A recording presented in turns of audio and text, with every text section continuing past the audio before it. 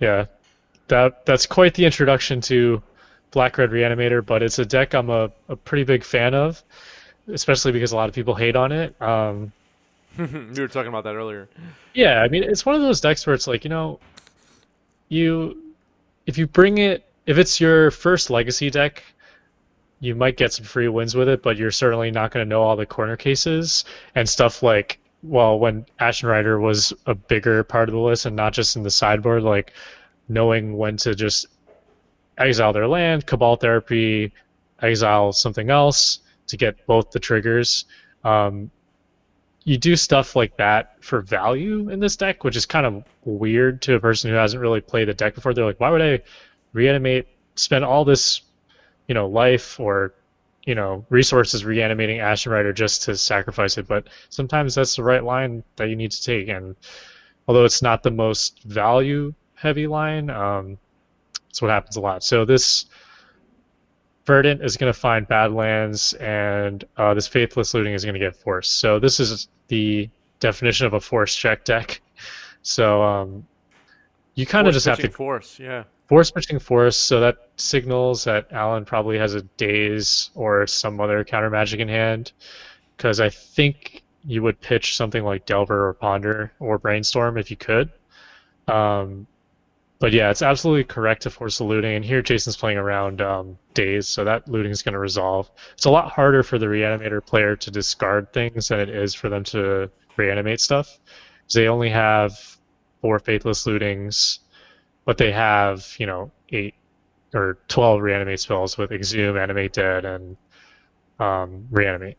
So the best card in the deck, though, is Entomb by far, because you can get whatever you need. But yeah, it looks like this looting is going to resolve. We see Grizzlebrand in the yard already, so Alan's going to try and shut off anything that Jason might be able to do to get this Grizzlebrand reanimated. Is that accurate, Chris? No, that was well said. The force pitching force on the faithless looting. There's a chance it won't pay off because if Jason, I had the name mixed up in my head for a moment. Jason has, let's say, an Exhume or an Animate Dead, and he plays around Daze and casts it successfully. Alan's then in trouble. So, um, we'll see. Yeah, It's a bit force. aggressive to force the faithless looting. It's just a little bit aggressive, but Well, I think it might be right. But yeah, if you force pitching Brainstorm, it'd probably be better. yeah, But again, it's harder for Jason to get the Grizzlebrand into the yard. Like you're gonna force the Entomb, yep. but Faithless, yeah, I could see letting it go and just forcing the business spell like Reanimate or Exhume or whatever it is. But um, Yep. in the blind turn one, or I guess like not having more info on what Jason's hand consists of right away, I think that leading on looting is kind of a sign of like I probably have one of the two combo pieces that I need, and I forget what the percentage is, but if you have one of the combo pieces in hand, Oh, yeah. another So he had force. so okay, Ouch. yeah. I figured he had another force or days or something if he pitched force to force, but Yeah. still, yeah, like you said, still a little iffy pitching We also don't know pitching the what was in his Temur. hand. If he had three forces in his opening hand, it's like, Exactly, yeah. He's like, all okay, right. well that makes sense then. Hey, But if sometimes that happens, you know. yeah, yeah, yeah. But if he left himself with his pants down because he forced and then got exhumed right there, it would have looked bad. Yeah, I think it's always a balance between finding the right suite of counter magic for your opponent and also being able to put them on a clock, right? Because if Alan keeps throwing force, days, and Jason's entire hand is all reanimate spells, then eventually that Grizzlebrand's going to come into play and he's just going to win. So Alan needs to get a clock going, and this Dreadhorde is going to help him find that clock. I think if Alan lands a Goyf here with Days backup, then he's probably in good shape. But if he just passes or play, I think Delver is also fine. Um, I think like Delver holding up Spell Pierce would be good, or spell snare. Um, but other than that, if he just passes the turn here, then you know Jason's going to start flashing back Faithless Lootings and digging through his deck. So it's just a race at this point. And I think Jason is okay because he's not on the clock. I'm not going to say he's ahead because he's used a lot of resources here, and it looks like his Badlands is getting wasted. So Delver kind of doing its Delver thing. Alan got lucky with 3 forces and is opening like 8 or 9 cards. So, you know, it's a game of variance. Moses, thanks for submitting your application. I will check it out. Very good. Another thing I'd like to point out is Reanimator is not dead at this point because they have so many live draws. Like he could just play Reanimate off the top. I don't think he would try to play into a Daze, but the Reanimator player has outs. Well, that makes it a little bit harder for sure. And there's a pedal in the yard too, so that's another one of the few mana sources that Reanimator has. They play 14 lands and 4 Lotus Petals, so it's pretty land light for sure. Delver and Arcanist coming in here. Yeah. Unfortunately, Jason had to fetch for Badlands turn 1 because he wanted to lead off with Faithless Looting, but it looks like he fetched a second Badlands there. I'm not sure if I would have done that, but I don't know what his hand is, so. 'Cause I don't think he needs second red source, right? You want to just have a land that can't be wasted out. I don't know. Yeah, this is the nut. This is the nut draw for Delver. Yeah. I think it would have. Is that Chain Lightning? That's probably. Let's see, 3. No, it's not quite 6. game yet. It's close. I mean, Jason doesn't even have a land, so. Well, the thing is, this line shuts off Reanimate exactly. Like if Jason's sandbagging Lotus Petal, land, Exhume, that could work, but now he can't draw cards. Like he has to have. Yeah, so he just said it himself. I shouldn't have gotten that second Badlands. So I think he aggressively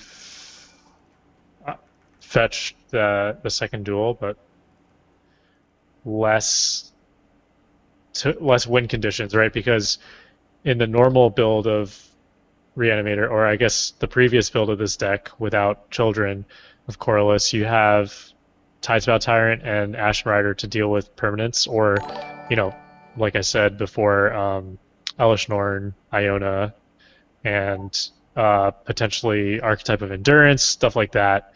So if you cut the Tendrils, you cut the Children. I guess you would leave Tendrils in either way. I tried cutting it once, it didn't work out for me. You just leave it in. I don't think it's a card you can cut in this build. And if you do, you're just removing one of your own win conditions. It doesn't really make sense.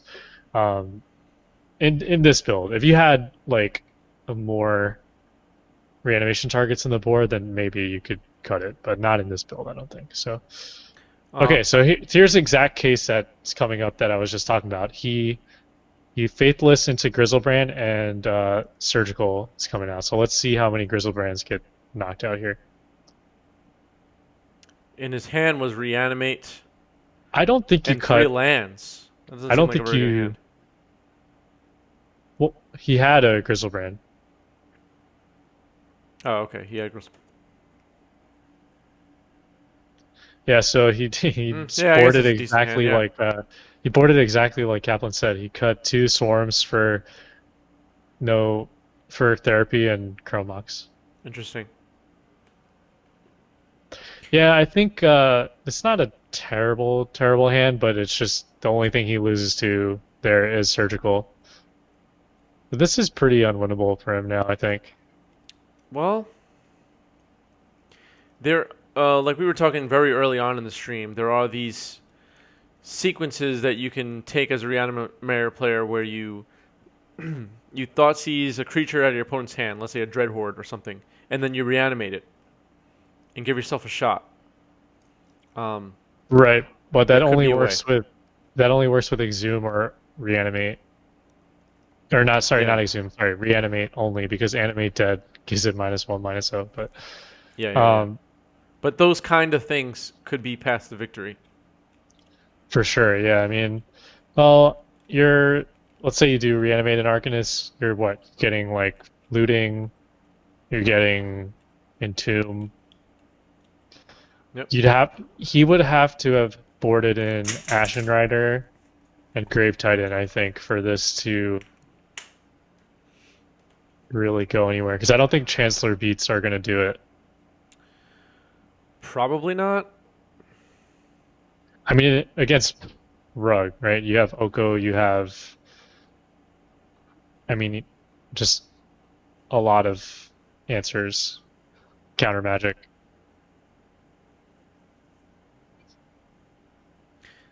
It's kind of funny. This matchup is like your most perfect for commentary matchup because you play both decks. Um, did you come into the, we're a little late to ask this question, but I'll ask anyway. Did you feel like Alan was going to win or that Jason was going to win coming into this?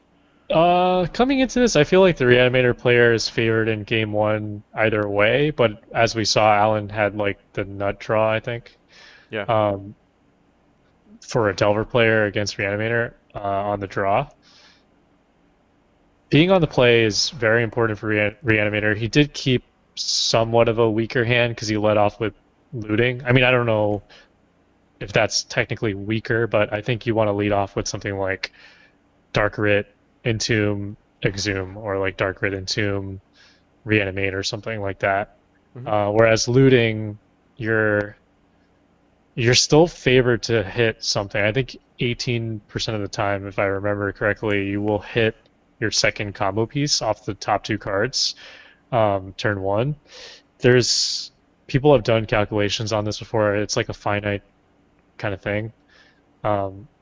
So I think the turn one, the Reanimator player is favored unless Delver just has, a combination of Force and Wasteland or Force and a clock, right? Because what Alan was lacking that I was saying for a couple of turns was he didn't have like a Delver or a Goyf in play that could just close out the game. Because Reanimator, although they only have like one land out, can easily come from behind with like a Dark Ritual into Entomb into whatever I need. So I wouldn't say Alan was favored in my eyes in the first game, but once, there was definitely a turning point when he hit double Wasteland, and I was like, well, this is getting harder and harder. And for Alan to have Surgical, that's basically exactly what he needed. So I'm not sure if he mulled there or he just got it right off the bat, but Yeah, I'm not sure. Surgical's a little more backbreaking for this build of Reanimator than the build that we used to play. And I mean, it's just a different build. Like I said, this is more of a glass cannon, like tendrils you on turn one. Like this deck can win on turn one pretty handily, and Alan just had the exact cards to stop that exact thing from happening. Because if Delver allows Reanimator to get Grizzlebrand into play, it's a little bit harder for them to deal with because they're not running like Caracas or something to bounce the Grizzlebrand. Like they're just going to be able to draw cards with no repercussions really, besides getting into bolt range, which you can easily play around. I I mean, think. you played both of these decks, right? What is your take on this matchup? Well, I've never. I hope everybody's in for a shock here. I've never really played Rug Delver. I've only played Blue Red and Grixis. So I'm not an expert on playing as Rug, but I do believe in the Delver, and I felt like Alan was going to win this coming in. Believe in the Delver. I felt like, yeah, Alan's got this. I think. Well, You just gotta counter all the stupid crap. Out of all the win. decks we saw tonight, I think either of the Delver variants would be good against Reanimator. I think, say, if he was up against Titan, I think Reanimator would have had that probably. Yeah. It's just the turn one counter magic that really decides this, I think. Um, Uh, I don't know. It's a glass cannon, like I said. It's not Roland, over yet. I mean, Roland correcting me on my own life. I have played Bug Delver too. This is true. on my own life.